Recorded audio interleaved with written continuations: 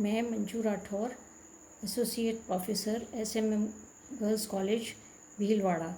आज मैं आपको सेकेंड ईयर के फर्स्ट पेपर का पहला टॉपिक लोकोमोशन पढ़ाऊँगी। सबसे पहले लोकोमोशन और मूवमेंट में क्या अंतर होता है। लोकोमोशन जब कोई जंतु एक स्थान से दूसरे स्थान पर जाता है और एक निश्चित दूरी तय करता है तो उसे हम लोकोमोशन कहते हैं। जबकि मूवमेंट में जो जंतु होता है वो एक ही पॉइंट पर या एक ही स्थान पर अपने शरीर को हिलाता है, डुलाता है, फैलाता है या सिकोड़ता है, उसे हम मूवमेंट कहते हैं। लोकोमोशन इन प्रोटोजोआ। यूनिसेलुलर प्रोटोजोअन्स में लोकोमोटरी ऑर्गेनेल्स 3 प्रकार के होते हैं, सूडोपोडिया, सीलिया और फ्लैजिला। इसी प्रकार से लोकोमोशन भी इसमें सूडोपोडियल, सीलियरी या फ्लैजिलर लोकोमोशन होता है। अब हम पढ़ेंगे इसमें सूडोपोडियल लोकोमोशन।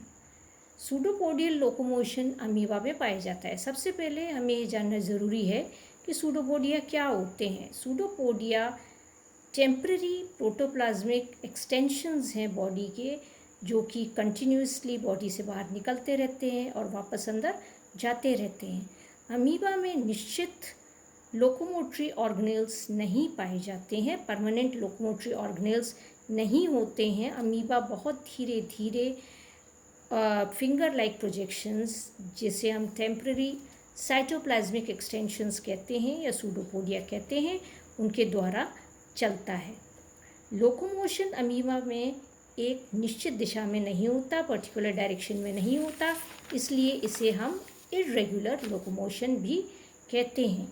बहुत सारे छोटे सूडोपोडिया शरीर से बाहर निकलते हैं, सभी ओर निकलते हैं, परंतु अमीबा उस दिशा में गति करता है या गमन करता है जिस दिशा में सबसे लंबा सूडोपोडिया होता है। लोकोमोशन के दौरान या गमन के दौरान अमीबा का शरीर सतह से ऊपर उभरा हुआ रहता है और वो सूडोपोडिया को पैरों की तरह इस्तेमाल करते हुए आगे बढ़ता है।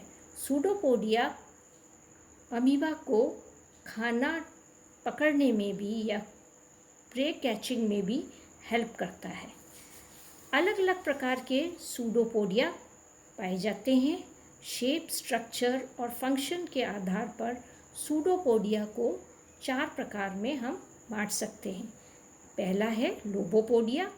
लोबोपोडिया छोटे छोटे ब्लंट फिंगर लाइक एक्सटेंशंस हैं, उंगली के आकार के होते हैं, शरीर से बाहर निकलते हैं। बाहर एक्टोप्लाज्मिक लेयर होती है और सेंट्रल एंडोप्लाज्म पाया जाता है। एग्जाम्पल है amoeba, proteus. Number 2 is filopodia. Filopodia बहुत बारीक बारीक फाइन थ्रेड लाइक लंबे लंबे सूडोपोडिया होते हैं, पॉइंटेड एंड्स होते हैं उनके, कुछ में ये ब्रांच्ड भी होते हैं। एग्जाम्पल है अमीबा रेडियोसा एंड यूगिल्फा। नंबर 3 इज़ राइजोपोडिया या रेटिकुलोपोडिया। ये भी बहुत पतले पतले लंबे थ्रेड के आकार के ब्रांचिक सूडोपोडिया होते हैं। ब्रांचेस जो होती हैं ये जॉइन होकर एक नेटवर्क या रेटिकुलम बनाती हैं, इसलिए इनका नाम रेटिकुलोपोडिया पड़ा है। ये खाना ढूंढने में या फूड ट्रैपिंग में हेल्प करती हैं जंतु को। एग्जाम्पल है एल्फीडियम। Number 4 is एक्सोपोडिया। एक्सोपोडिया भी फाइन या पतले पतले थ्रेड लाइक लंबे सूडोपोडिया होते हैं, परंतु इनमें सेंट्रल एक्सिस होती है जो कि एंडोप्लाज्मिक फाइब्रल्स की बनी होती है। सेमी परमानेंट होते हैं ये और फूड कैप्चरिंग में ये हेल्प करते हैं। Example is एक्टिनोफ्राइस।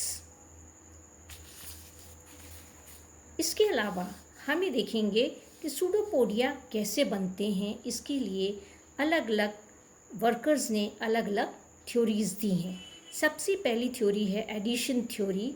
एडिशन थ्योरी के अनुसार अमीबा एक पानी की बूंद के समान होता है, जो कि ज़मीन पर या सतह पर पड़ते ही, सतह के कांटेक्ट में आते ही सभी डायरेक्शंस में फैल जाता है और इर्रेगुलरली वो फैलता है। इसी प्रकार से अमीबा के लिए भी कहा गया है कि सूडोपोडिया भी उसी प्रकार से बनते हैं, परंतु ये थ्योरी अनएक्सेप्टेबल है।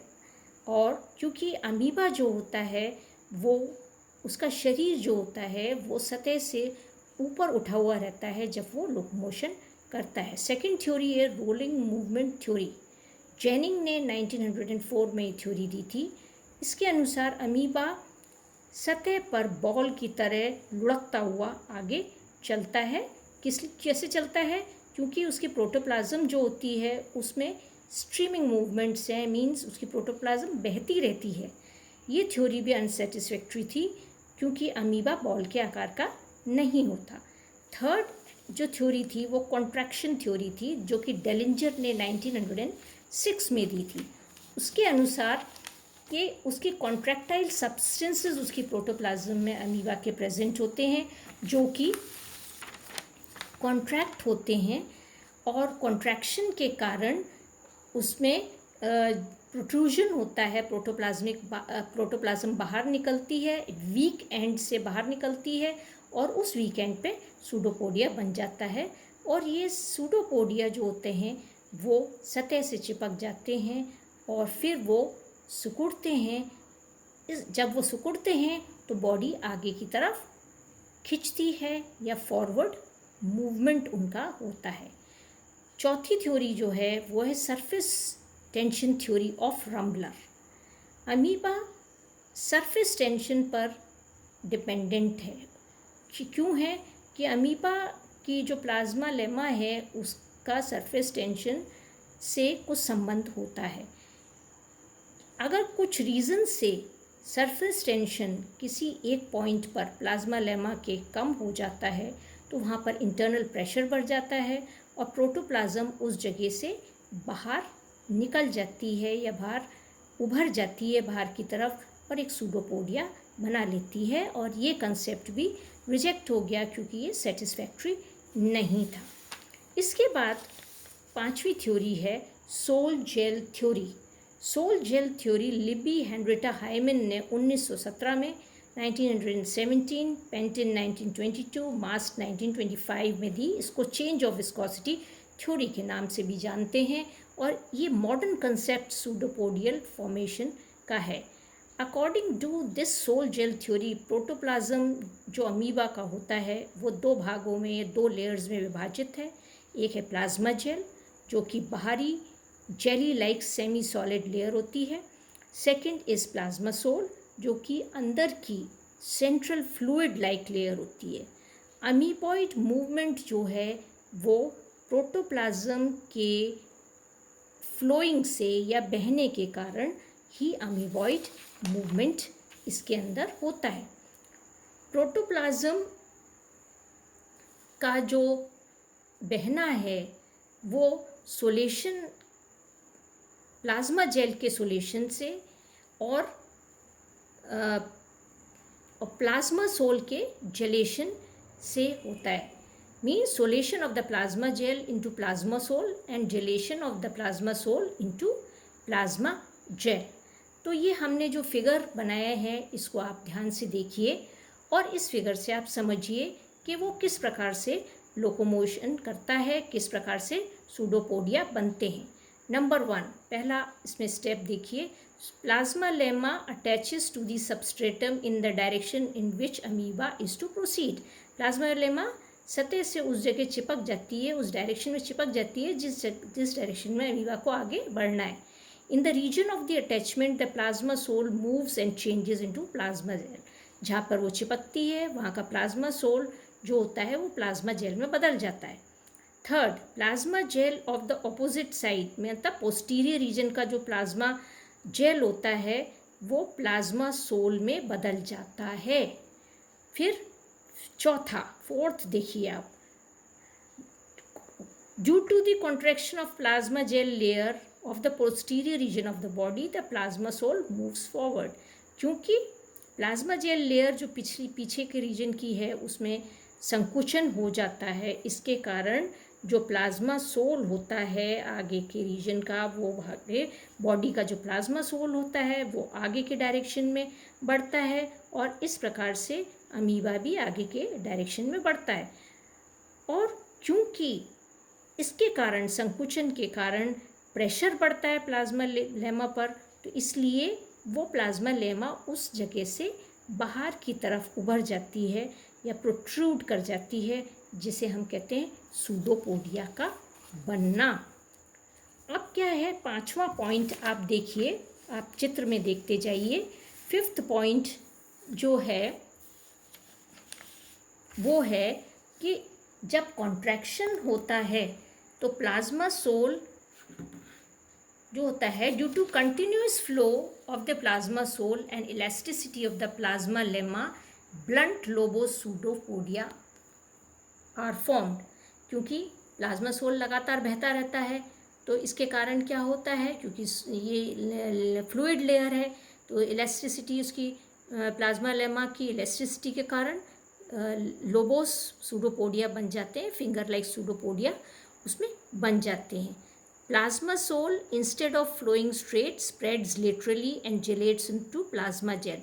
प्लाज्मा सोल जो होती है वो सीधे सीधे नहीं बहती है और वो हर साइड में साइडवेज ये स्प्रेड हो जाती है और फिर जेलेट होकर ये प्लाज्मा जेल बना लेती है। Tube like structure is formed at the terminal end and at the end of the tube cap like transparent ectoplasm forms the hyaline cap. अब क्या होता है, जो आगे का टर्मिनल एंड होता है वो उसमें क्या बन जाता है, एक ट्यूब लाइक स्ट्रक्चर बन जाता है, उस पर एक ट्रांसपेरेंट कैप होती है एक्टोप्लाज्म की, जिसे हाइलाइन कैप कहते हैं। The flow of the plasma sol continues and moves forward. ये जो प्लाज्मा सोल है ये लगातार आगे की तरफ बहती रहती है और लेटरली ये क्या होता है, आगे की तरफ तो बहती है परंतु साइडवेज लेटरली जो होती है उसका जिलेशन होता रहता है और वो प्लाज्मा जेल में बदलती रहती है। और इसके कारण क्या होता है, सूडोपोडिया की जो लेंथ है वो लगातार बढ़ती रहती है। अब क्या होता है इसके बाद, due to the continuous flow of the plasma sol into the pseudopodium the amoeba moves forward. अब ये तो प्रोसेस चल ही रहा है कि जेलेशन एंड सोलेशन का, तो क्या होता है कंटिन्यूसली, क्योंकि प्लाज्मा सोल जो है वो बहती रहती है क्योंकि उसका नेचर है, फ्लूइड नेचर है, तो वो क्या होता है सूडोपोडिया में भी अंदर जाती रहती है और आगे फैलती रहती है। और इस प्रकार क्या होता है, सूडोपोडिया की लगातार लेंथ बढ़ती रहती है और सूडोपोडिया आगे की तरफ बढ़ता रहता है और इस प्रकार से अमीबा जो होता है उस डायरेक्शन में, सूडोपोडिया के डायरेक्शन में आगे लोकोमोशन करता रहता है। तो ये हमारी एक थ्योरी है। इसके बाद एक और थ्योरी थी जो है, जो दी गई है, मतलब ये पहली वाली थ्योरी तो मोस्ट एक्सेप्टेड थ्योरी है, सोल जेल थ्योरी। इसके बाद है folding and unfolding theory. Goldacre and Lords ने 1950 में ये थ्योरी दी थी। सोलेशन एंड जिलेशन जो है वो कहते हैं ये किसके कारण है, folding and unfolding of the protein chain. और ये फोल्डिंग और अनफोल्डिंग जो प्रोटीन चेन की होती है उसके कारण कॉन्ट्रैक्शन और रिलैक्सेशन होता है प्रोटीन मॉलिक्यूल का। जो फोल्डेड स्टेट होती है उसे सोल स्टेट कहते हैं, अनफोल्डेड स्टेट को जेल स्टेट कहते हैं।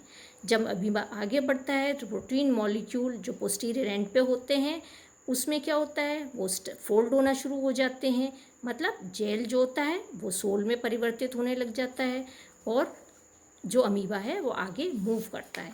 इस समय जो आगे का हिस्सा होता है उसमें प्रोटीन मॉलिक्यूल्स जो होते हैं वो अनफोल्ड होते हैं। अनफोल्ड होने का मतलब है सोल जो है वो जेल में परिवर्तित हो रहा है।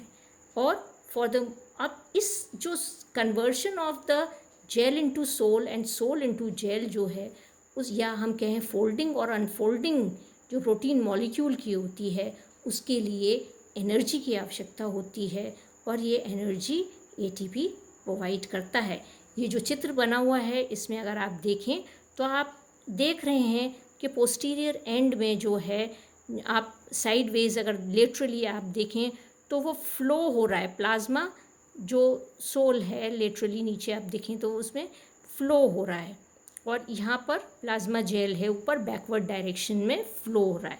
आप देख रहे हैं पोस्टीरियर एंड पे ये फोल्डिंग हो रही है, प्रोटीन मॉलिक्यूल्स की फोल्डिंग है, ठीक देख रहे हैं आप, यहाँ पर फोल्डिंग है, परंतु आप एंटीरियर एंड पे क्या देख रहे हैं, अनफोल्डिंग है, मीन्स जलेशन है, और पोस्टीरियर एंड पे सोलेशन है, यहाँ पर आपको दिखाई दे रहा है। Thank you.